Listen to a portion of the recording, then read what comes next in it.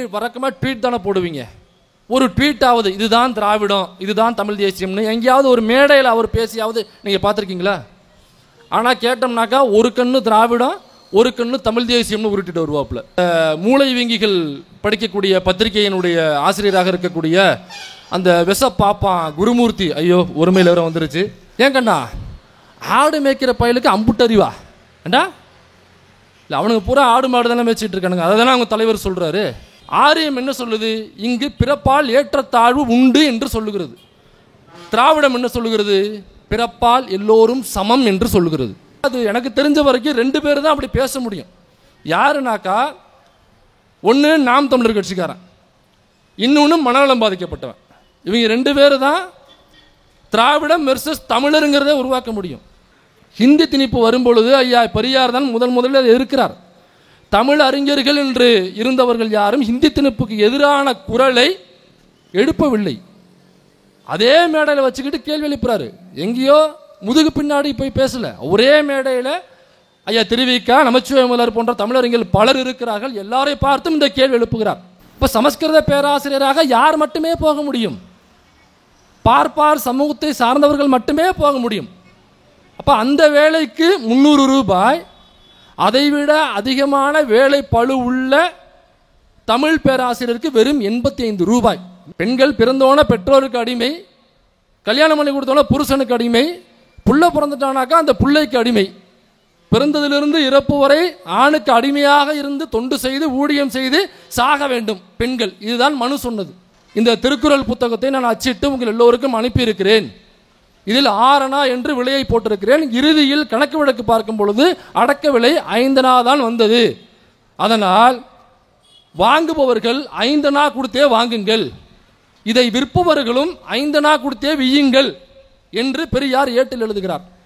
இன்னைக்கு தமிழ் தேசியம்னு பேசிக்கிட்டு திரிகிறாங்கல்ல சில கட்சியினுடைய தலைவர்கள், எங்கேயாவது ஒரு மேடையிலையாவது தனித்தமிழ்நாடு என்ற வார்த்தையாவது பயன்படுத்தியிருப்பாங்களா? அல்லது கட்சியினுடைய ஆவணங்களில், கட்சியினுடைய ரூல்ஸ் அண்ட் ரெகுலேஷனில், அந்த அவங்களுடைய பைலால எங்கேயாவது ஒரு இடத்துல தனித்தமிழ்நாடு என்பதை பேசியோ எழுதியோ இருப்பார்களா? பேசினாக்க நீ கட்சி நடத்த முடியாதுங்க. புலிகள் தலைவர் பிரபாகரன் அவர்கள் ஒரு தீவிரவாத அமைப்பை சார்ந்தவர் என்று சொன்னவர். அமைதிப்படை வரும் பொழுது புரோட்டோகால் இருந்தும் திமுக வரவேற்க செல்லவில்லை. புரோட்டோகால் எதுவுமே இல்லாமல் புரோட்டோவை தின்னப்பட்டு மாப்போசி அவர்கள் வரவேற்பதற்கு ரோஜாப்பூ மாலையோட விமான நிலையத்திற்கு சென்றார். திராவிடர் விடுதலை கழகம் நடத்தும் சுயமரியாதை இயக்க நூற்றாண்டு விழா மற்றும் பேரணி பொதுக்கூட்டம், சிறப்புரை அண்ணன் குளத்தூர் மணி அவர்கள் மற்றும் கருத்துரையாக இந்திரகுமார் தேரடி, அடுத்ததாக கருத்துரையாற்ற காத்திருக்கும் இந்திரகுமார் தேரடி அவர்களுக்கும், கருத்துரையாற்றி அமர்ந்திருக்கும் சத்யா அவர்களுக்கும், சட்டமன்ற உறுப்பினர் அண்ணன் சந்திரகுமார் அவர்களுக்கும், இன்னும் ஏனைய தோழர்களுக்கும் என்னுடைய வணக்கத்தை தெரிவித்துக் கொள்கிறேன். இவ்வளோ பேர் நம்ம வேலையை விட்டு வந்து உட்காந்துருக்கோம். ஏதோ இவங்கெல்லாம் பேச போகிறாங்க, நம்ம ஏதோ கேட்க போகிறோம் அப்படின்னு வந்து உட்காந்துருக்கீங்க ஆவலாக. இன்னொரு பக்கம் இன்றைக்கி இன்னொரு சம்பவம் நடந்திருக்கு திருச்சியில். அங்கே இன்னொரு கட்சியினுடைய தலைவர், புதுசாக வந்திருக்கிற நடிகர், அவர் ஒரு கட்சி ஆரம்பிச்சிருக்காரு. அவர் இதே மாதிரி திருச்சியில் ஒரு கூட்டத்தை கூட்டியிருக்காரு, ரோட் ஷோ அப்படிங்கிற பேரில். இப்போ இந்த கூட்டம் நீங்களே பார்க்குறீங்க, பேரிகார்ட்ஸ் இருக்குது, அங்கே போலீஸ் நிற்கிறாங்க, ஆம்புலன்ஸ் போகுது வருது, பொதுமக்கள் போகிறாங்க வராங்க, மரம்லாம் இருக்குது. நம்ம மரத்துலலாம் ஏறல, நம்ம சேரில் நாகரிகமாக நம்ம சேரில் உட்காந்துருக்கோம். சேரை தூக்கி யாரும் தலையில் வச்சுக்கிட்டு நம்ம யாரும் எடுத்துகிட்டு போகலை, சேரை உடைக்கலை. அப்புறம் அந்த கம்பிகள் எல்லாம் நம்ம யாரும் ஏறிக்கிட்டு பில்டிங்கில் ஏறிக்கிட்டு எதுவும் ஏன்னா நம்ம மனிதர்கள் சுயமரியாதை உள்ள தன்மானம் உள்ள மனிதர்கள், அதனால் இதெல்லாம் செய்யக்கூடாது.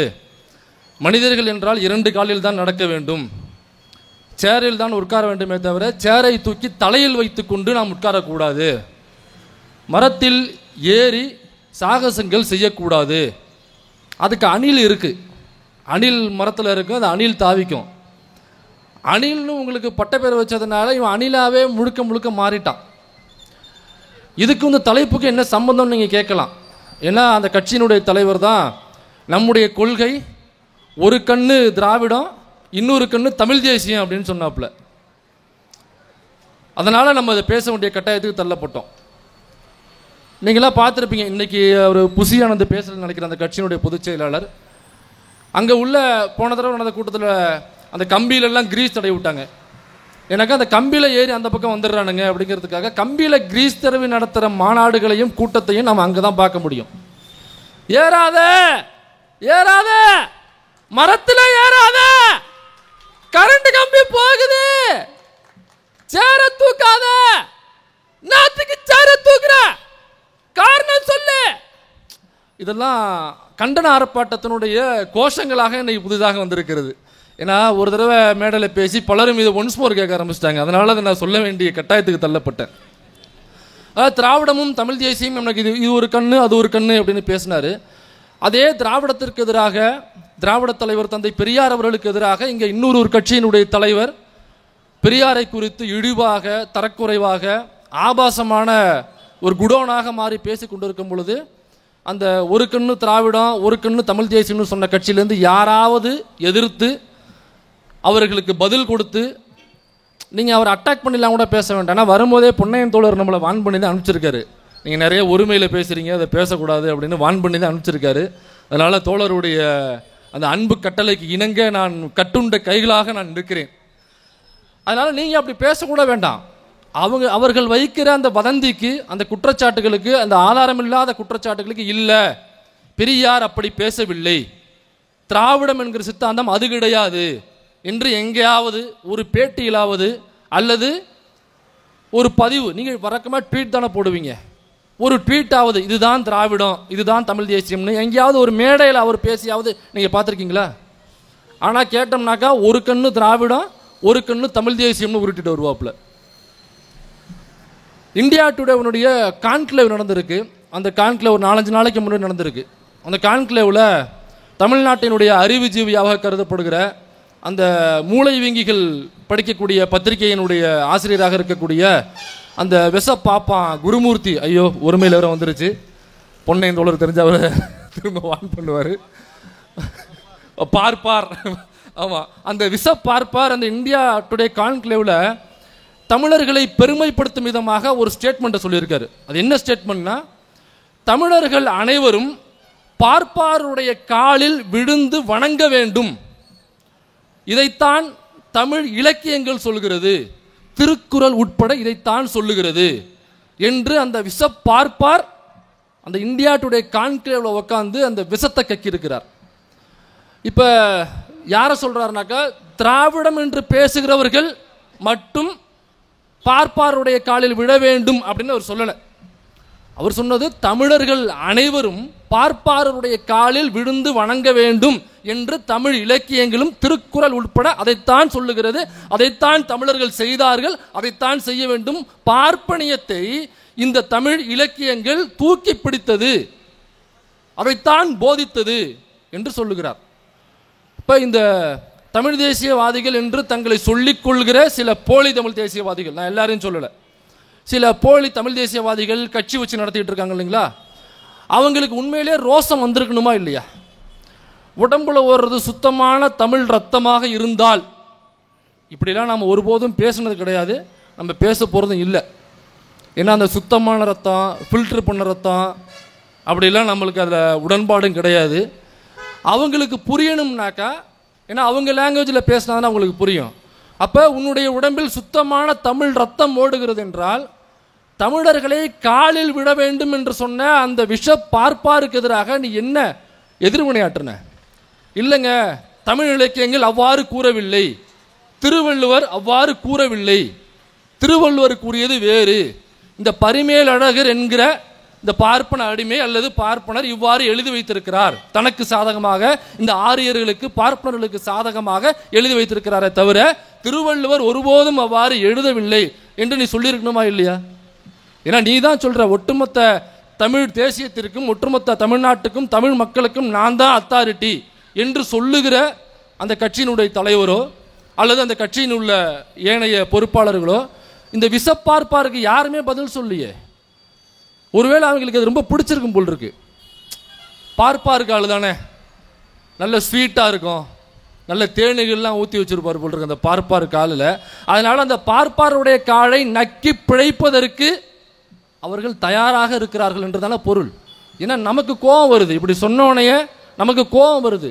எப்படா தமிழ்நாட்டுக்குள்ள அதுவும் பெரியாருடைய மண்ணில் ஒரு சமூக நீதி ஆராய்ச்சி நடந்துக்கிட்டு இருக்கு, இங்கே ஒரு விச பாப்பான் உட்காந்துக்கிட்டு, மன்னிக்கணும் பார்ப்பார் உட்காந்துக்கிட்டு, தமிழர்கள் அனைவரும் பார்ப்பாருடைய காலில் விட வேண்டும்னு ஒருத்தன் தைரியமா எந்த தைரியத்தில் அவன் பேசுவான்? அப்ப என்ன கொழுப்பு இருக்கு உனக்கு? இவ்வளவு திராவிட இயக்கங்கள் இருக்கு, பெரியாரை அண்ணாவை கலைஞரை தலைவராக கொண்ட ஒரு கட்சி இங்க ஆட்சி நடத்திக்கிட்டு இருக்கு. அப்படி இருக்கும் பொழுதே இந்த விசப்பார்ப்பார் ஒரு இந்தியா டுடே என்கிற ஒரு நேஷனல் சேனலுடைய கான்க்ளேவ்ல உட்காந்துக்கிட்டு தமிழர்களை இழிவுபடுத்தி, தமிழ் இலக்கியங்கள் அவ்வாறு தான் கூறுகிறது, திருக்குறளும் அவ்வாறு தான் கூறுகிறது என்று ஒரு பச்சை பொய்யை அந்த பச்சை விசை பார்ப்பார் சொல்லுகிறார்னா உனக்கு ரோசம் இல்லையான்னு கேட்குறேன். எனக்கு ரோசம் வருது. நம்ம திராவிடம்னு பேசுகிறோம், உடனே என்ன தெரியுமா சொல்லுவானுங்க, திராவிடம்னு பேசுறதுனால இல்லை இல்லை இவனுங்களாம் திராவிடர்கள், நம்ம தமிழர்கள். திராவிடம் வேறு, தமிழர்கள் வேறு. திராவிடர்கள் என்றால் தெலுங்கர்கள், தமிழர்கள் என்றால் தமிழர்கள். தமிழர்கள் அப்படின்னாக்கா தமிழ், தமிழ்ங்கிற மொழி இருக்கு, தமிழ்நாடு நிலப்பரப்பு இருக்கு, தமிழை தாய்மொழியாக கொண்ட மக்கள் இருக்கிறார்கள், அதனால தமிழ்நாடு தமிழ் மொழி இருக்கு, அதனால தமிழ் என்பது ஒரு இனம். நீ திராவிடம்னு சொல்றிய, திராவிடம்னு எங்கேயாவது மொழி இருக்கா? திராவிடம்னு எங்கேயாவது நாடு இருக்கா? திராவிடம் என்கிற மொழியை பேசுகிற மக்களாவது எங்கேயாவது இருக்கிறார்களா? அப்புறம் எதுக்கு நீ திராவிடம்னு சொல்ற? அப்ப தமிழ்நாடுன்னு சொல்லு, தமிழ்னு சொல்லு, தமிழ் இனம்னு சொல்லு, எதுக்கு திராவிடம்னு சொல்ற என்கிற கேள்வியை கேட்பாங்க இந்த தமிழ் தேசியம் என்று சொல்லிக் கொள்கிற போலி தமிழ் தேசியவாதிகள். சரிப்பா, திராவிடம்னு நாடு இல்லை, திராவிடம்னு மொழி இல்லை, திராவிடம் என்கிற மொழியை பேசுகிற மக்கள் இல்லை, அதனால திராவிடம்ங்கிறது இல்லைங்கிற. ஏன் கண்ணா, ஆடு மேய்க்கிற பயலுக்கு அம்புட்டு அறிவா ஏண்டா? இல்லை, அவனுக்கு பூரா ஆடு மாடு தானே மேய்ச்சிட்டு இருக்கானுங்க, அதை தானே அவங்க தலைவர் சொல்கிறாரு. சரி, ஆடு மேய்க்கிற பயலுக்கு அம்புட்டு அறிவுனாக்கா திராவிடம்னு நாடு இல்லை மொழி இல்லைன்னு சொல்கிறீல்ல, இதே கேள்வியை எப்போ ஆரியம்னு சொல்கிறியே, ஆரியம்னு ஏதாவது நாடு இருக்கா? ஆரியம்னு ஏதாவது மொழி இருக்கா? ஆரியம்ங்கிற மொழியை பேசுகிற மக்கள் இருக்கார்களா? அப்படி இல்லைங்கிற பொழுது எதுக்கு நீ ஆரியம் என்கிற வார்த்தை ஏன் பயன்படுத்துறன்னு கேட்கணும்ல. இப்போ ஆரியம் என்பது மொழி கிடையாது, ஆரியம் என்பது ஒரு பார்ப்பனிய சித்தாந்தம். மக்களை அடிமைப்படுத்துகிற ஜாதிய வர்ணாசிரம கட்டமைப்பை ஏற்படுத்தி நம்மை அடிமைப்படுத்துகிற ஒரு சித்தாந்தம் தான் ஆரியம் என்பது. அந்த ஆரியத்திற்கு நேர் எதிரான சித்தாந்தம் தான் திராவிடம் என்கிற சித்தாந்தம். ஆரியம் என்ன சொல்லுது? இங்கு பிறப்பால் ஏற்றத்தாழ்வு உண்டு என்று சொல்லுகிறது. திராவிடம் என்ன சொல்லுகிறது? பிறப்பால் எல்லோரும் சமம் என்று சொல்லுகிறது. அப்ப ஆரியத்திற்கு நேர் எதிரான சித்தாந்தம் தான் திராவிடமே தவிர அதை கொண்டு போய் மொழியோட கம்பேர் பண்ணக்கூடாது. திராவிட மொழி குடும்பம்னு இருக்கு, அது வேறு, நான் அதுக்குள்ள போகல. அப்ப தமிழ்னு சொல்லு அப்படின்னாக்கா இதை நம்ம எங்க சொல்லணும்னா, ஹிந்தி தான் மிக உயர்ந்த மொழி, அதனால் தமிழர்கள் அனைவரும் ஹிந்தியை கட்டாயம் கற்றுக்கொள்ள வேண்டும் என்று மாப்போசி சொல்லும் பொழுது அங்க நீ போய் மாப்போசி கிட்ட சொல்லியிருக்கணும், ஹிந்தி தான் பெரிய மொழியா? அல்ல, தமிழ் தான் உயர்ந்த மொழி, தமிழில் தான் அவ்வளவு இலக்கியங்கள் இருக்கிறது. அப்ப ஹிந்தியை வைத்து தமிழ் மக்களுடைய கலாச்சாரத்தை மொழியை அழிக்கும் பொழுது நாம் ஹிந்திக்கு எதிராக தமிழ் மொழியை கொண்டு போய் நிறுத்த வேண்டும். டெல்லி என்கிற அதிகாரத்தை வைத்து தமிழர்களாகிய நம்மை, தமிழ்நாட்டினுடைய உரிமைகளை பறிக்கும் பொழுது டெல்லிக்கு எதிராக தமிழ்நாடு என்கிற அரசாங்கத்தை கொண்டு போய் நிறுத்த வேண்டும். இப்போ ஆரியம் என்கிற சித்தாந்தத்தை கொண்டு பண்பாடாக நம்மை அடிமைப்படுத்துகிற பொழுது அதற்கு எதிராக திராவிடம் என்கிற சித்தாந்தத்தை கொண்டு போய் நிறுத்த வேண்டும். இந்த திராவிடம் தமிழ் அப்படின்னு நிறுத்துறானாக்கா, அப்படி ஒருவேளை அவனாவது பேசினானாக்கா அது எனக்கு தெரிஞ்ச வரைக்கும் 2 பேர் தான் அப்படி பேச முடியும். யாருனாக்கா, ஒன்று நாம் தமிழர் கட்சிக்காரன், இன்னொன்று மனநலம் பாதிக்கப்பட்டவன். இவங்க 2 பேர் தான் திராவிடம் வெர்சஸ் தமிழருங்கிறத உருவாக்க முடியும். ஏதோ திராவிடம்னு பேசுறதுனால நம்மளாம் தமிழர்கள் இல்லை அப்படி, சரி நான் தெலுங்கு என்ன வச்சுக்க, நான் ஒரு அருந்தி போய் சார்ந்தவன், இல்லை ரெட்டியாரு நாயக்கர் எதுனாலும் வச்சுக்க, நான் எந்த சமூகமாக இருந்தால் உனக்கு என்னன்னு கேட்குறேன். ஒருவேளை இப்படி நாயக்கரோ அல்லது அருந்தி சமூகத்தையோ ரெட்டியார் சமூகத்தையோ சார்ந்தவர்கள் இங்கே வாழக்கூடாது, அவருடைய ரத்தம் தெலுங்கு ரத்தம் என்றால், ஏண்டா உன் கட்சி தலைவன் யாரை திருமணம் செஞ்சிருக்காரு? எந்த மொழியை தாய்மொழியாக கொண்ட குடும்பத்திலிருந்து உன்னுடைய தலைவன் பெண்ணெடுத்திருக்கிறாரு? அப்ப தெலுங்கை தாய்மொழியாக கொண்டவர்கள் அல்லது இந்த ரெட்டியார், நாயக்கர், அருந்தி சமூகத்தை சார்ந்தவர்கள் இவர்களெல்லாம் தமிழர்கள் இல்லைன்னா, அல்லது இவர்களுக்கு பிறந்த குழந்தை தமிழ் குழந்தை இல்லைனாக்கா, இப்போ உன்னுடைய தலைவனுக்கு பிறந்த குழந்தை இப்போ நான் கேட்பேன்னா கேட்க மாட்டேன். எனக்கு சிவாஜி கிருஷ்ணமூர்த்தி மாதிரி நான் மானங்கடத்தனமாக கேட்பேன்னா கேட்க மாட்டேன்.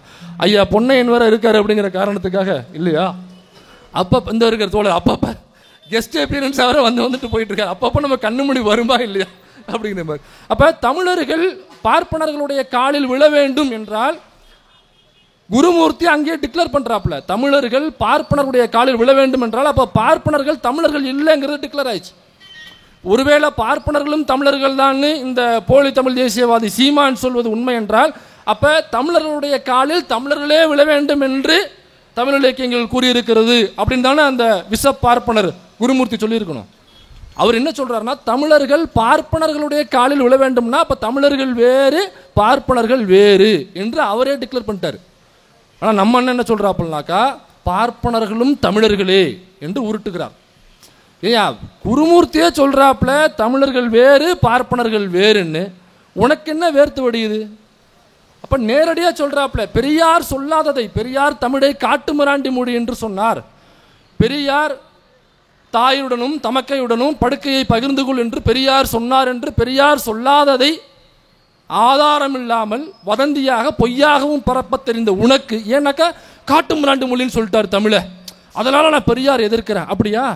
தமிழர்களை காலில் விழ வேண்டும்னு முந்தா நாள் உட்காந்து பேட்டி கொடுக்குறாப்புல இந்திய டுடே கான்க்ளேவ்ல அந்த விஷ பார்ப்பார் குருமூர்த்தி. அப்போ ஒட்டுமொத்த தமிழனையே காலில் விழுன்னு நேரடியாக சொல்றாப்லையே, பெரியார் காட்டுமிராண்டு மொழி என்று அவர் சொல்லாததை சொன்னதாக, அதாவது தட்டில் வைத்த மலம் என்று சொல்லிவிட்டார் திருக்குறளை என்று ஒரு வதந்தியை கிளப்புறாப்புல. இல்லை ஆதாரம் கேட்டோம்னா என்ன தெரியுமா சொல்லுவாப்புல, ஆதாரத்தை நீங்கள் பூட்டி வச்சுக்கிட்டீங்கன்னாக்கா நான் எப்படி கொண்டு வர்றது அப்படின்னு கேட்பாப்புல. சரி அதை கூட விட்டுரு, முந்தா நாள் நேரடியாக உட்காந்து பேசியிருக்காப்லையே, சோசியல் மீடியாவில் இருக்கு, இந்தியா டுடே சேனலில் இருக்கு, லைவா டிவியில் ஓடி இருக்கு, இப்போ இன்னை வரைக்கும் இந்த டிபேட்டாக இருந்துகிட்டு இருக்கு. அப்போ தமிழர்களை காலில் விழ வேண்டும்னு சொல்லும் பொழுது உனக்கு ஏன் ரோசம் வரலன்னு கேட்குறேன். அப்ப தங்கத்தட்டில் வைத்த மலம் என்று பெரியார் திருக்குறளை சொன்னாரா என்றால் திருக்குறளை அவர் சொல்லவில்லை. பெரியார் சொன்னது கம்பராமாயணத்தை சொன்னார். அவர் சொல்லும் பொழுது அவர் பயன்படுத்திய வார்த்தை தங்கத்தட்டில் வைத்த அமேத்தியம் என்று சொன்னார். தங்கத்தட்டில் வைத்த அமேத்தியம் என்று கம்பராமாயணத்தை சொன்னார். அமேத்தியம்னா மலம் என்று பொருள். அப்ப தங்கத்தட்டில் வைத்த மலம் என்று அவர் சொன்னது கம்பராமாயணத்தை. ஏன்னா கம்பராமாயணத்தில் அவ்வளவு இருந்துச்சு, அதனால் அவர் அப்படி சொன்னார். தமிழ் இலக்கியங்கள் ஒருவேளை உண்மையாக பார்ப்பனர்கள் காலில் தமிழர்களை விழச் சொல்லுதா என்றால் அப்படி இல்லை. நமக்கே நிறைய தெரியும், பிறப்புக்கும் எல்லா உயிர்க்கும், அதுவும் தமிழ் இலக்கியம் தானே. பிறப்புக்கும் எல்லா உயிர்க்கும் யார் சொன்னது? விஜயா? ஏன்னா பூரா ஆட்டோலையும் அதான் எழுதி விட்டுருக்காங்க, பிறப்புக்கும் எல்லா உயிர்க்கும்னு போட்டு கீழே இளைய தளபதி விஜய்னு போட்டிருக்காங்க. டேய் அது சொன்னது திருவள்ளுவர்டா, ஏன்டா போட்டு அந்த பக்கம் நம்ம அண்ணன் மைக்க பிடிச்சிக்கிட்டு என்ன சொல்றாப்புல பிரஸ் மீட்ல, பிறப்புக்கும் எல்லாம் இருக்கும். யார் சொன்னது? ஐயா தம்பி அண்ணன் சொன்னதுப்பா, தம்பி அண்ணன் சொன்னது. திருவள்ளுவரே வந்து சொன்னா கூட ஒத்துக்க மாட்டாங்க போல் இருக்கு. இப்போ பிறப்புக்கும் எல்லா உயிருக்கும்னா என்ன அர்த்தம்? பிறப்புக்கும் எல்லா பார்ப்பனர்களுக்கும் நான் சொன்னாரு இல்ல. தீதும் நன்றும் பிறர் தர வாரா இருக்கா இல்லையா சங்க இலக்கியத்தில்? அப்ப தீதும் நன்றும் பார்ப்பனர் தர வாரா அப்படியா இருக்கு? அப்படி இல்லைல்ல. இப்போ பார்ப்பனர்களை தூக்கி ஒருவேளை இருந்திருக்கலாம் இந்த சங்க இலக்கியங்கள்லையோ அல்லது தமிழ் இலக்கியங்களையோ, பார்ப்பனர்களை தூக்கி பிடித்து பார்ப்பனியத்தை தூக்கி பிடித்து சில இலக்கியங்கள் உண்டு. அவ்வாறு இருந்ததைத்தான் பெரியார் கண்டித்தார், தவிர திருக்குறளை அவர் கண்டிக்கவில்லை. அப்ப தமிழ் இலக்கியங்களில் பார்ப்பனர்கள் காலில் விழ வேண்டும் என்று இருந்தது என்று அவ்வளவு பச்சை பொய்யை சொல்லுவதற்கான கொழுப்பு, அந்த திமிர் அந்த விஷ பார்ப்பாருக்கு எங்கிருந்து வந்தது? தமிழுக்கு ஐயா பெரியார் செய்த தொண்டு என்ன? அவர் தமிழின விரோதிங்க, அவர் தமிழை அழிக்க வந்தவருங்க. 1936 ஜனவரி 13 பச்சை பாஸ் காலேஜில், சென்னையில் உள்ள பச்சை பாஸ் காலேஜில் பொங்கலை தமிழர் திருநாள் என்று கொண்டாடுறாங்க. அதற்காக 3 அழைப்பாளர்கள் அழைக்கப்படுகிறார். ஒன்று ஐயா பெரியார் அவர்கள், இன்னொருவர் ஐயா திருவிக்கா அவர்கள், இன்னொருவர் நமச்சிவாய முதலியார். நமச்சிவாய முதலியார் அந்த காலேஜில் அவர் ஒரு தமிழ் பேராசிரியராக வேலை செய்து கொண்டிருக்கிறார். இவங்க 3 பேர் தான் சிறப்பு அழைப்பாளர்களாக போகிறாங்க. அதில் பெரியார் போனதை வந்து சீஃப் கெஸ்டாக போகிறார். அவங்க 3 பேர் அழைப்பாளர், அதில் பெரியார் சீஃப் கெஸ்ட். அப்போ பொங்கலை தமிழர் திருநாள் என்று கொண்டாட வேண்டும் என்று ஒரு மீட்டிங் போட்டு முடிவு பண்ணி அதற்கு பெரியாரை சிறப்பு அழைப்பாளர்களை அழைக்கிறார்கள். அதில் தமிழின் மீது பற்று கொண்ட ஐயா திருவிக்காவிலிருந்து நமச்சிவாயம் முதலியாரிலிருந்து எல்லாம் உட்காந்துருக்காங்க. ஒருவேளை ஐயா பெரியார் அவர்கள் தமிழுக்கு எதிரானவர், தமிழ் மொழியை அழிக்க வந்தவர் என்பது உண்மையாக இருந்திருந்தால் திருவிக்கா அந்த மேடையில் இருந்திருப்பாரா? ஐயா தமிழ் பேராசிரியர் நமச்சிவாயம் முதலியார் அந்த மேடையில் இருந்திருப்பாரா? எங்க இவரை எங்க கூப்பிடுறீங்க, இவர் தமிழ் மொழிக்கு எதிரானவருங்க, தமிழை அழிக்க வந்தவருங்க, தமிழர்களுக்கு எதிரானவருங்க, அவர் எதுக்கு நீ கூப்பிட்டீங்க? அவர் இருக்கிற மேடையில் நாங்கள் இருக்க மாட்டோம்னு சொல்லிட்டு திருவிக்காவும் நமச்சிவாயம் அப்போவே மேடையை விட்டு இறங்கி போயிருப்பாங்கல்ல. அப்போ அவங்களுக்கு தெரிஞ்சிருக்கு தமிழ் மொழிக்காக பாடுபடுபவர் ஐயா பெரியார் என்பது அவர்களுக்கு தெரிந்திருக்கிறது. அதே மேடையில் ஐயா பெரியார் அவர்கள் அந்த தமிழ் அறிஞர்களை பார்த்து கேட்குறாரு, தமிழ் அறிஞர்கள்லாம் நிறைய பேர் வந்திருக்கீங்க, ஏன் ஹிந்தி திணிப்புக்கு எதிராக தமிழறிஞர்கள் யாரும் ஏன் வாயை திறக்க மாட்டேன் என்கிறீர்கள், ஏன் உங்களுக்கெல்லாம் பயமா என்று கண்டிக்கிறார், கேள்வி எழுப்புகிறார். அப்போ என்ன அர்த்தம்னா, ஹிந்தி திணிப்பு வரும்பொழுது ஐயா பெரியார் தான் முதலில் இருக்கிறார். தமிழ் அறிஞர்கள் என்று இருந்தவர்கள் யாரும் ஹிந்தி திணிப்புக்கு எதிரான குரலை எழுப்பவில்லை. அதே மேடையில் வச்சுக்கிட்டு கேள்வி எழுப்புறாரு. எங்கேயோ முதுகு பின்னாடி போய் பேசல, ஒரே மேடையில் ஐயா திருவிக்கா நமச்சிவாயம் முதலியார் போன்ற தமிழறிஞர்கள் பலர் இருக்கிறார்கள், எல்லாரையும் பார்த்தும் இந்த கேள்வி எழுப்புகிறார். அப்ப தமிழ் பற்று இல்லாதவராக இருந்தால் ஹிந்தி வரும் பொழுதே வரட்டும், ஹிந்தி கட்டாய ஹிந்தி ராஜகோபாலாச்சாரி தான் கொண்டு வந்தது, வரட்டும், ராஜகோபாலாச்சாரிக்கும் பெரியாருக்கும் நெருங்கிய நட்பு இருந்தது, ராஜகோபாலாச்சாரி நீ விட்டுரு, நீ ஒரு பார்ப்பார், நான் வந்து விடுதலை சாதி, நான் வந்து ஒரு கன்னட அல்லது தெலுங்க, நம்ம 2 பேரும் சேர்ந்து தமிழ் மொழி அழிச்சிருவோம் பிளான் பண்ணி அப்படின்னு ஹிந்தி திணிப்புக்கு எதிராக பெரியார் போராடாமல் இருந்திருக்கலாமே. ஏன் அவருடைய போராட்டங்கள் இந்தி திணிப்புக்கு எதிராக இருக்க வேண்டும்? போராடாமல் இருந்த தமிழ் அறிஞர்களே அதே மேடையில் வைத்து ஏன் கேள்வி எழுப்ப வேண்டும்? இன்னொரு விஷயம் என்றாரு அதே மேடையில், குப்புசாமி சாஸ்திரி அப்படின்னு ஒரு சமஸ்கிருத பேராசிரியர் அதே காலேஜில் வேலை பார்க்குறாரு. அந்த குப்புசாமி சாஸ்திரிக்கு 300 ரூபாய் மாத சம்பளம். ஆனால் தமிழ் பேராசிரியராக அதே கல்லூரியில் வேலை பார்த்த அந்த மேடையில் இருந்த அந்த முதலியார் இருக்கார் இல்லைங்களா, அவருக்கு மாதம் வெறும் 85 ரூபாய். நல்லா யோசிச்சு பாருங்க, தமிழ் பேராசிரியருக்கு 85 ரூபாய், சமஸ்கிருத ஆசிரியருக்கு 300 ரூபாய். சமஸ்கிருத ஆசிரியர் குப்புசாமி சாஸ்திரின்னா யாருன்னு உங்களுக்கு புரிஞ்சிருக்கும், பார்ப்பார். அப்போ அந்த சமஸ்கிருத ஆசிரியர் பதவிக்கு நம்மால் யாரும் போக முடியுமா? யாராவது வன்னியர் கவுண்டர்னு வச்சுங்க, நீங்கள் பட்டியல் சமூகத்தை கூட விட்டுருவோம், வன்னியர் கவுண்டர்னு ஆண்ட சாதி என்று பெருமை பேசுகிற வன்னியர் சமூகமாக இருக்கட்டும், கவுண்டரோ தேவரோ அல்லது முக்குளத்தூரில் உள்ள எந்த சமூகமோ அல்லது நாடார் சமூகமோ கோனார் சமூகமோ, இந்த சமூகத்திலிருந்து யாராவது அன்றைய காலகட்டத்தில் சமஸ்கிருத வாத்தியாராக சமஸ்கிருத பேராசிரியராக போய் உள்ள உட்காந்துட முடியுமா? உட்கார முடியாது. இப்போ சமஸ்கிருத பேராசிரியராக யார் மட்டுமே போக முடியும்? பார்ப்பார் சமூகத்தை சார்ந்தவர்கள் மட்டுமே போக முடியும். அப்போ அந்த வேலைக்கு 300 ரூபாய், அதைவிட அதிகமான வேலை பளு உள்ள தமிழ் பேராசிரியருக்கு வெறும் 85 ரூபாய். என்னடா அது கொடுமை! 81 ரூபாய், நான் 4 ரூபாய் அதிகமாக சொல்கிறேன், 81 ரூபாய். அப்போ நீங்கள் உழைப்பாகவும் பார்த்தீங்கன்னாக்கா தமிழ் பேராசிரியருக்கு தான் உழைப்பும் அதிகமாக இருக்கும். ஏன்னா அவர் அதிகமாக இலக்கியங்கள் படிக்கணும், இலக்கண இலக்கியங்கள் படிக்கணும். அது மட்டும் இல்லாமல் மாணவர்களும் அங்கே தான் அதிகமாக இருப்பாங்க. சமஸ்கிருத வாத்தியாருக்கு வேலை கம்மியாக இருக்கும். இந்த புராண இதிகாசம் அந்த குப்பைகளை மட்டுமே படித்து வச்சுட்டு உட்காந்துட்டு வெறுமனே இருக்கிற அந்த 3% உள்ள மாணவர்கள் ஒரு 10 பேர் அங்கே இருக்காங்கன்னாக்கா, தமிழ் பேராசிரியருக்கான மாணவர்கள் அதை விட 10 மடங்கு அதிகமாக இருப்பாங்க. தொண்டைகளையும் அவர் கத்தணும், ஏகப்பட்ட வேலைகள் இருக்கும், வேலையும் அதிகம், அவருக்கான படிப்பும் அதிகம். ஆனால் சம்பளம் மட்டும் வெறும் 81. இந்த பக்கம் வேலையும் கம்மி, படிப்பும் கம்மி, சொல்ல போனோம்னாக்கா அறிவும் கம்மி. அவளுக்கு எவ்வளோ சம்பளம்னாக்கா 300 ரூபா, 300 ஓவாய். பெரியார் இதை அதே மேடையில் கண்டிக்கிறாரு. இது என்ன நியாயம்? தமிழ் பேராசிரியருக்கு வெறும் 81 ரூபாய், அந்த குப்புசாமி சாஸ்திரிக்கு அவர் சமஸ்கிருத ஆசிரியர், அவருக்கு மட்டும் எப்படி நீங்கள் 300 ரூபா கொடுக்குறீங்க? தமிழ் பேராசிரியருக்கும் 300 ரூபாய், அவர் கொடுக்குற அதே சம்பளத்தை உயர்த்தி கொடுக்க வேண்டும் என்கிற கோரிக்கையை வைக்கிறார். சில தினங்களில் அந்த கோரிக்கை நிறைவேற்றப்பட்டு அன்றிலிருந்து தமிழ் பேராசிரியர்களுக்கும் அதே 300 ரூபாய் சம்பளம் கொடுக்கப்படுகிறது. அப்போ தமிழுக்கு எதிரானவர், தமிழ் மக்களுக்கு எதிரானவர் பெரியார்னாக்கா, அவர் என்னத்துக்கு போய் நமச்சிவாருக்கு வக்காலத்தை வாங்கிக்கிட்டு, தமிழ் ஆசிரியர்களுக்கு வக்காலத்தை வாங்கிட்டு, தமிழ் மக்களுக்கு வக்காலத்தை வாங்கிக்கிட்டு 81 ரூபாய் இருந்த சம்பளத்தை 300 ரூபாயாக எதற்கு அவர் மாற்ற வேண்டும்?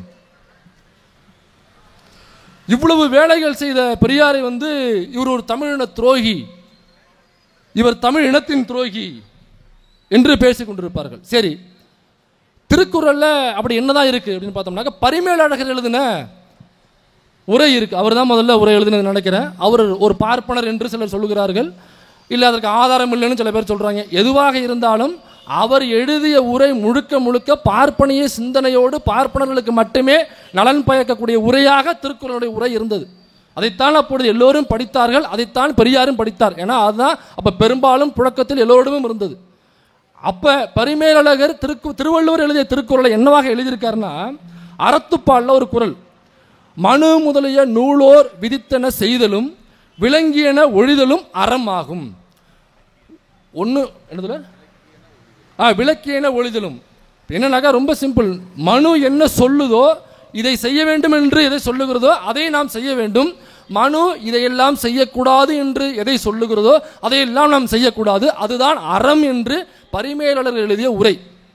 அப்ப மனு என்ன சொல்லும்? பார்ப்பனர் அல்லாதவர்கள் படிக்கக்கூடாது, ஒருவேளை படித்தால் காதில் ஈயத்தை காய்ச்சி ஊற்ற வேண்டும். பார்ப்பனர் அல்லாதவர்கள், பட்டியல் சமூகத்தை சார்ந்தவர்கள், குறிப்பாக அன்று தீண்டத்தகாதவர்கள் என்று அறியப்பட்ட பட்டியலில் உள்ளவர்கள் கோவிலுக்குள் வரக்கூடாது, தெருவுக்குள் வரக்கூடாது, செருப்பு அணியக்கூடாது, தோளில் துண்டு அணியக்கூடாது, கல்வி கற்கும் உரிமை கிடையாது, நீ சொத்து வைத்திருக்கும் உரிமை கிடையாது. இதுதானங்க மனு சொன்னுச்சு. பெண்கள் வீட்டை விட்டு வெளியே வரவே கூடாது. பெண்கள் பிறந்தோன பெற்றோருக்கு அடிமை, கல்யாணம் பண்ணி கொடுத்தோன்னா புருஷனுக்கு அடிமை, புள்ள பிறந்துட்டானாக்கா அந்த பிள்ளைக்கு அடிமை, பிறந்ததிலிருந்து இறப்பு வரை ஆணுக்கு அடிமையாக இருந்து தொண்டு செய்து ஊழியம் செய்து சாக வேண்டும் பெண்கள். இதுதான் மனு சொன்னது. அப்ப மனு எதை செய்யணும் சொல்லுதோ அதை செய்யணும்னு சொல்லி எழுதியிருக்காரு பரிமேலழகர். எதை செய்யக்கூடாதுன்னு சொல்லியிருக்காரோ அதை செய்யக்கூடாது, அதுதான் அறம் என்று சொல்லுகிறார். இப்படி எழுதியிருந்தாக்கா பெருசு எப்படி இதை ஏற்றுக்கும் சொல்லுங்க? இதை பெரியார் படிக்கிறார். இதை படிச்சாக்கா ஐயா பெரியார் இதை எப்படி ஏற்றுக்குவார்? இன்னொரு குறள் சொல்றேன், அந்தந்த வர்ணத்தார் தமக்குரிய தொழிலை தவறாமல் செய்வதுதான் ஒழுக்கமாகும் எழுதியிருக்கார். அப்ப பிறப்பின் அடிப்படையில் இந்த சாதி என்றால் இந்த தொழிலைத்தான் செய்ய வேண்டும், வேறு தொழிலை நீ செய்யக்கூடாது என்று வர்ணத்தாருக்குடைய தொழில் எதுவோ அதை மட்டும்தான் செய்ய வேண்டும், வேற தொழிலே செய்யக்கூடாது, இதுதான் ஒழுக்கம்னு எழுதியிருக்கார். இப்போ இதை படிக்கும் பொழுது பெருசுக்கு கோபம் வருமா வராதா? இந்த கோபத்தில் பெரியார் திருக்குறளுக்கு எதிராக பேசினார். அதற்கு பின்பு அருகில் இருந்தோர் ஐயா அது பரிமேலழகர் எழுதிய உரை உண்மையான உரை, அது கிடையாது என்று சொல்லி அதற்கு பிறகு திருக்குறளுக்கான உண்மையான உரை எழுதப்படுகிறது. அந்த உரையை வைத்துக் கொண்டுதான் பெரியார் அவர்கள் திருக்குறளுக்கான மாநாடை போடுகிறார். மாநாட்டுக்கு அப்புறம் திருக்குறளை அச்சிட்டு ஒவ்வொருவருக்கும் விநியோகம் செய்கிறார். அப்போ அதில் ரொம்ப அழகான ஒரு விஷயத்தை கவனிங்க. அச்சிடும் பொழுது அந்த புத்தகத்துக்கான தொகை 6 அணா அப்படின்னு போட்டுறாரு. புத்தகம் ஆரம்பத்தில் விலை 6 அணா அப்படின்னு போட்டுறாரு. அச்சிட்டு முடிச்சதுக்கு அப்புறம் கணக்கு வழக்கு பார்க்கும் பொழுது 5 அணா தான் வருது. ஆனால் விலை 6 அணான்னு போட்டார். அடக்க விலையிலேயே மக்கள்கிட்ட கொண்டு போய் சேர்க்கணும்னு அவருடைய எண்ணம். அப்புறம் என்ன பண்ணுறாருன்னா, அச்சிட்டு முடிச்சாச்சு என்பதற்காக மறுநாள் அவருடைய ஏட்டில் எழுதுகிறார், இந்த திருக்குறள் புத்தகத்தை நான் அச்சிட்டு உங்கள் எல்லோருக்கும் அனுப்பியிருக்கிறேன், இதில் 6 அணா என்று விலையை போட்டிருக்கிறேன். இறுதியில் கணக்கு வழக்கு பார்க்கும் பொழுது அடக்க விலை 5 அணா தான் வந்தது. அதனால் வாங்குபவர்கள் 5 அணா கொடுத்தே வாங்குங்கள், இதை விற்பவர்களும் 5 அணா கொடுத்தே வியுங்கள் என்று பெரியார் ஏட்டில் எழுதுகிறார். அந்த 1 அணா அதிகமாக வச்சு போறதுனால ஒருவேளை மக்கள் வாங்குவதற்கு சங்கோச்சப்படுவாங்களோ கஷ்டப்படுவாங்களோ என்பதற்காக அதை அடக்க விலையிலே போட்டு ஒவ்வொரு வீட்டுக்கும் கொண்டு சேர்த்தவர் ஐயா பெரியார் அவர்கள். அது மட்டும் இல்லை, அந்த திருக்குறள் மாநாட்டில் நிறைய கோரிக்கைகள், அதில் முக்கியமான கோரிக்கைகள் என்னென்னா, இப்போ நாமெல்லாம் ஸ்கூல் காலேஜ் படிக்கும் பொழுது நமக்கு தமிழ் புத்தகத்தில் திருக்குறள் வரும், 20 திருக்குறள் அல்லது 40 திருக்குறள் நம்ம படிச்சிருப்போம். இது பெரியார் வைத்த கோரிக்கை. பள்ளி கல்லூரிகளில் இந்த திருக்குறளை கட்டாய பாடமாக நாம் வைக்க வேண்டும்னு ஒரு கோரிக்கை வைக்கிறார். அப்போ என்ன அர்த்தம்னாக்கா, பெரியார் கோரிக்கை வைப்பதற்கு முன் இங்கு தமிழ் பாடத்தில் திருக்குறள் பாட புத்தகத்தில் கிடையாது, பெரியார் கோரிக்கை வைத்ததற்கு பிறகுதான் அந்த கோரிக்கை நிறைவேற்றப்பட்டு நாம் படிக்கிற தமிழ் புத்தகத்தில் ரொம்ப எளிமையான குரலை பள்ளி புத்தகத்தில் வைங்க, கடினமான குரல்களை காலேஜினுடைய புத்தகத்தில் வைங்க அப்படின்னு கூடுதல் ஒரு கோரிக்கையும் வைக்கிறாரு. அப்போ நாம் இப்போ படிக்கிறதுலாம் இருக்குது பார்த்தீங்களா, இது பெரியார் கோரிக்கை வைத்ததுக்கு அப்புறம் நிறைவேற்றப்பட்டு நாம் அன்றைக்கி திருக்குறளை படிச்சிருக்கோம். நீங்கள் எந்த அரசு பேருந்தில் போனாலுமே திருக்குறள் எழுதியிருப்பாங்க. வள்ளுவர் கோட்டம் இது எல்லாமே திருக்குறளின் நினைவாக கட்டப்பட்டது. இப்போ இவ்வளவு செஞ்ச பெரியாரை தமிழின விரோதி, திருக்குறளை தட்டில் வைத்த மலம் என்று சொல்லிவிட்டார், திராவிடம் வேறு தமிழ் தேசியம் வேறு என்று உருட்டுவார்கள். பெரியார் அவர்கள் திராவிடர் கழகம் என்பதை ஆரம்பிக்கும் பொழுது வைத்த கோரிக்கைகளில் மிக முக்கியமான கோரிக்கை தனித்தமிழ்நாடு என்ற கோரிக்கையை முன்வைக்கிறார்.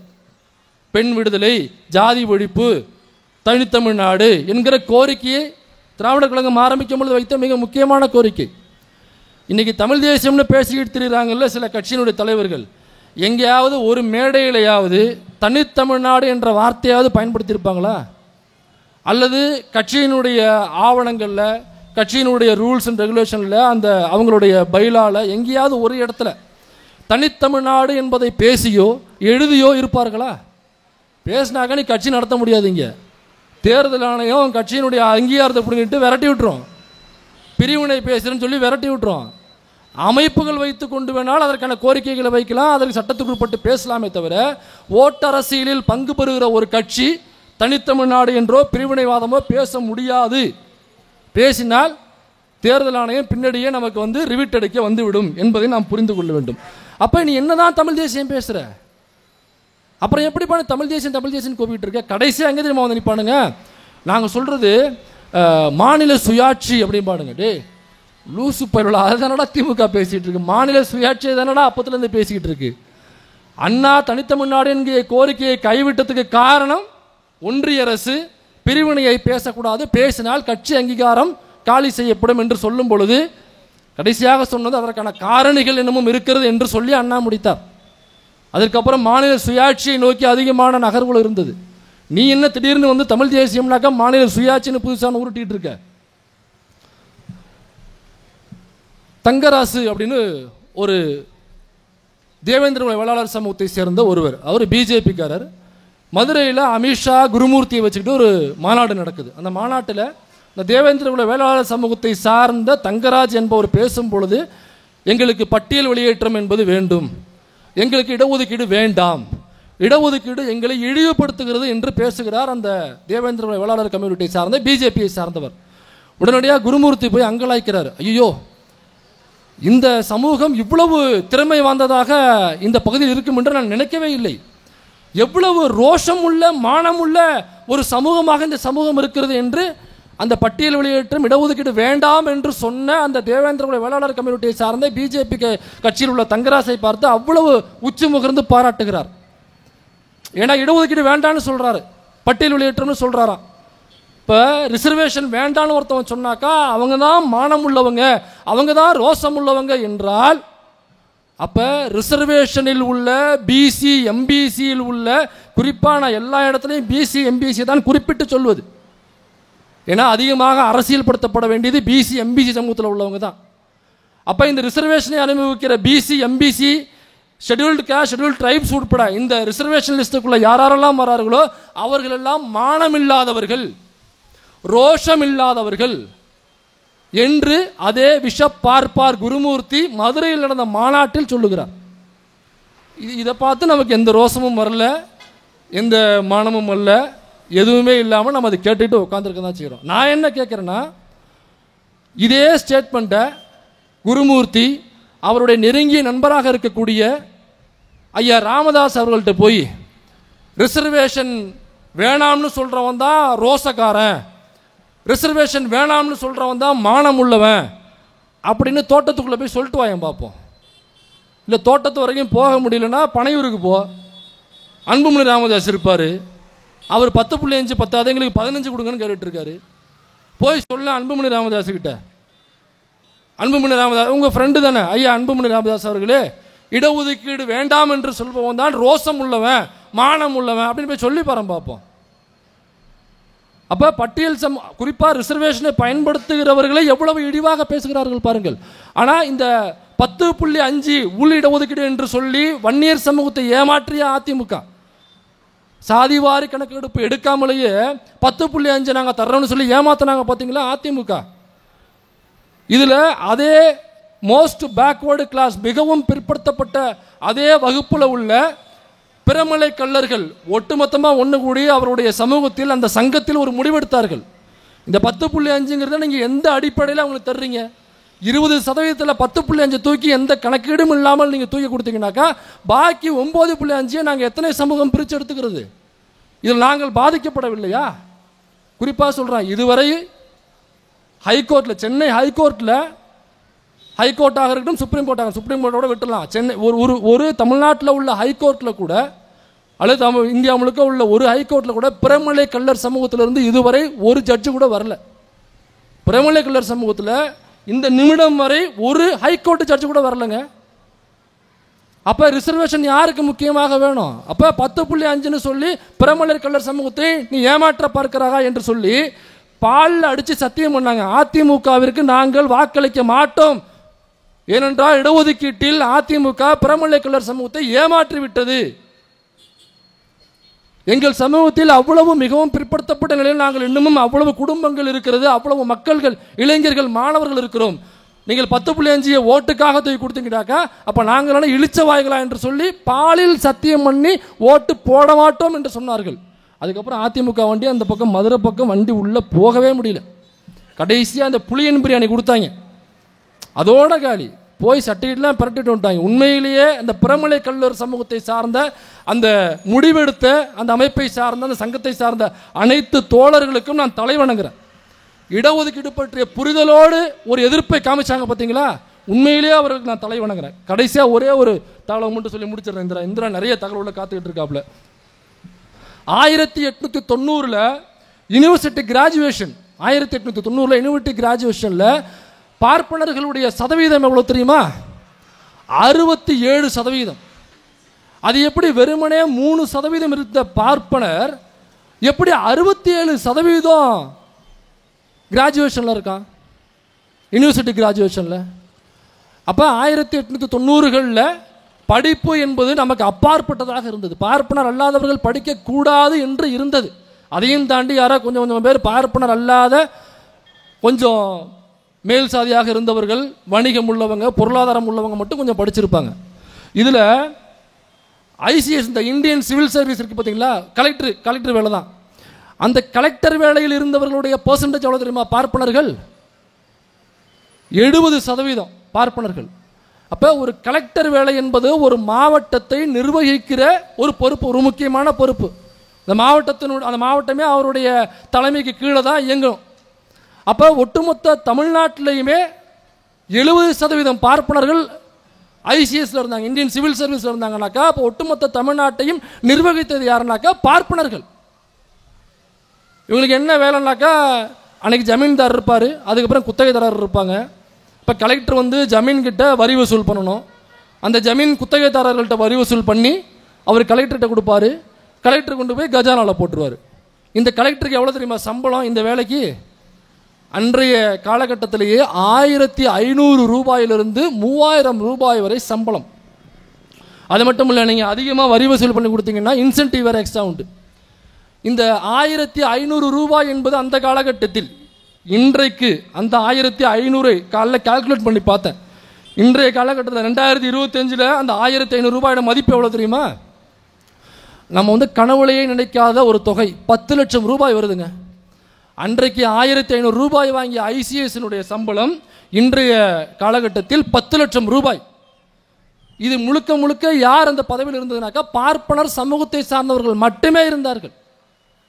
அப்ப அந்த நிலைமையிலிருந்து இன்னைக்கு நம்ம இந்த நிலைமைக்கு வந்திருக்கோம் அப்படின்னாக்கா தமிழ்நாட்டில் இதற்கான மாற்றத்தை கொடுத்தவர் ஐயா பெரியார் அவர்கள். இந்த மாற்றத்தை ஆரிய என்கிற சித்தாந்தத்திற்கு எதிராக திராவிடம் என்கிற சித்தாந்தத்தை நிறுத்தி இந்த முன்னேற்றத்தை இந்த அளவுக்கு கொண்டு வந்ததற்கு திராவிடம் என்கிற சித்தாந்தம் தான் காரணம். அதனால திராவிடம் வேறு தமிழ் தேசியம் வேறு என்பது கிடையாது. திராவிடம் என்கிற சித்தாந்தம் தமிழர்களுடைய முன்னேற்றத்திற்காக தமிழ்நாட்டில் இருந்த சித்தாந்தம். அதன் அடிப்படையில் தான் இன்றைக்கி நான் முதல் கிராஜுவேட். நான் என்னுடைய குடும்பத்தில் முதல் தலைமுறை பட்டதாரி. பெரும்பாலும் நம்ம அப்படி தான் இருப்போம். இதே மாதிரி அன்றிலிருந்து இன்னைக்கு வர இன்னைக்கு இந்த சீமான் மட்டும் இன்னைக்கு புதுசாக வந்தவர் கிடையாது. இதே மாதிரி பல பேர் இருந்தாங்க. மாப்போசி இவங்களுடைய மூதாதையர், மாப்போசி அவர் தான் அவங்களுடைய மூதாதையர்னு சொல்லுவாங்க. அவர் ஹிந்தியை கட்டாயமாக தமிழர்கள் படிக்க வேண்டும் என்று சொன்னவர். புலிகள் தலைவர் பிரபாகரன் அவர்கள் ஒரு தீவிரவாத அமைப்பை சார்ந்தவர் என்று சொன்னவர். அமைதிப்படை வரும் பொழுது புரோட்டோகால் இருந்தும் திமுக வரவேற்க செல்லவில்லை. புரோட்டோகால் எதுவுமே இல்லாமல் புரோட்டோவை தின்னப்பட்டு மாப்போசி அவர்கள் வரவேற்பதற்கு ரோஜாப்பூ மாலையோட விமான நிலையத்திற்கு சென்றார். இந்த மாப்போசி இப்போ இருக்கிற இந்த நாம் தமிழர் கட்சி போன்ற போலி தமிழ் தேசியவாதிகள் இவங்கெல்லாம் அவங்களுடைய மூதாதையர்களாம். யார்? ஹிந்தியை கட்டாயமாக படிங்கன்னு சொன்னவர். சமஸ்கிருதம் இந்தியாவினுடைய பொதுமொழியாக இருக்க வேண்டும், சமஸ்கிருதம் நம்முடைய ஆன்மீக மொழியாக இருக்க வேண்டும் என்று சொன்னவர் தமிழ் தேசியவாதியா புலிகள் தலைவர் பிரபாகரனுக்கு எதிராக, அமைப்பிற்கு எதிராக தொடர்ந்து தன்னுடைய செங்கோல் என்கிற அந்த பத்திரிகையில் எழுதியும் பொதுவெளியில் பேசியும் அந்த மாப்போசின்னு நிறைய பேர் மயிலை பொன்னுசாமி சிவஞானம் நினச்சிட்டு இருக்காங்க. அது கிடையாது. மாப்போசி என்றால் மயிலை பொன்னுசாமி சிவஞானம் கிடையாது. அவர் மண்ணெண்ணெய்க்கேன் பொன்னுசாமி சிவஞானம். அந்த மண்ணெண்ணெய்க்கேனுக்கு பின்னாடி ஒரு வரலாறு இருக்குது, ஒரு ஃப்ளாஷ்பேக் இருக்குது. அது எல்லாருக்குமே தெரிஞ்சிருக்கும். அதனால் நான் நெக்லெக்ட் பண்ணிட்டு போகிறேன். அதனால் இந்த திராவிடத்திற்கு எதிராக தொடர்ந்து இந்த ஆரிய பார்ப்பனியம், மாப்போசி, ஆதித்தனாரு, சீமான் தொடர்ந்து இது போன்று பல நபர்களை இறக்கி விடுவார்கள். அதனால் இவர்களுக்கு நாம் இறுதியாக சொல்ல வேண்டியது ஒரே ஒரு விஷயம்தான். அதை மட்டும் சொல்லி முடிச்சிடுறேன். இதற்கு நாம் பதில் சொல்ல வேண்டியதில்லை. பேரறிஞர் அண்ணா அவர்கள் அன்றே ஒரு கட்டுரை எழுதி வைத்திருக்கிறார். அந்த கட்டுரையுடைய தலைப்பு என்னன்னா, குப்பை மேட்டில் நாய். அதுக்கு இன்னொரு தலைப்பும் இருக்கு, அதை நான் சொல்ல முடியாது, நீங்க போய் படிச்சுக்கங்க. குப்பை மேட்டில் நாயும் அப்படின்னு ஒரு கட்டுரை. அதில் என்ன சொல்ல வர்றாருன்னா, குப்பை மேட்டில் உள்ள நாய் அந்த குப்பைகளை கிளறி அதில் உள்ள அழுக்குகளை, அதில் உள்ள பழைய உணவுகளை தின்னுட்டு எச்சில் ஒழுக நின்றுக்கிட்டு இருக்கும், யாரடா கடிக்கலாம்னு. அப்போ அந்த வழியாக போகிற ஊர் தெரு மக்களை கடிக்கிறதுக்கு அது ஓடும். அப்புறம் அவங்க கல் எடுத்து சப்பையை கழட்டுவாங்க. அந்த நாய் திரும்ப கத்திக்கிட்டே அதே குப்பை மேட்டுக்கு வரும். திரும்ப குப்பை மேட்டில் அதே அந்த பழைய சோறை அந்த அழுக்கை கிண்டி தின்னுக்கிட்டு இருக்கும். திரும்ப வாணி ஒழுகை யாரையாவது கடிக்க வெறிகுண்டு காத்திருக்கும். திரும்ப நாகரிகம் அடைந்த மனிதர்கள் அங்கே நடந்து போவாங்க, அவங்களை கடிக்க திரும்ப ஓடும். திரும்ப கல்லெடுப்பாங்க, திரும்ப நாய் வரும், திரும்ப திங்கும், திரும்ப வாணி ஒழுகும், திரும்ப ஓடும், திரும்ப கல்லெடுப்பாங்க. இப்போ நீங்கள் இந்த நாய் யார் என்பதை நீங்கள் முடிவு செய்து கொள்ளுங்கள். இது குருமூர்த்தியா அல்லது இதே போன்ற நாய்கள் ஒவ்வொரு முறையும் நம்மை தாக்குவதற்காக இந்த ஆரிய பார்ப்பன கூட்டத்தில் அனுப்பப்படும் மாப்போசியா, ஆதித்தனாரா, சீமானா என்பதை நீங்களே முடிவு செய்து கொள்ளுங்கள். வாய்ப்பளித்த உங்கள் அனைவருக்கும் நன்றி கூறி அமர்கிறேன். நன்றி, வணக்கம்.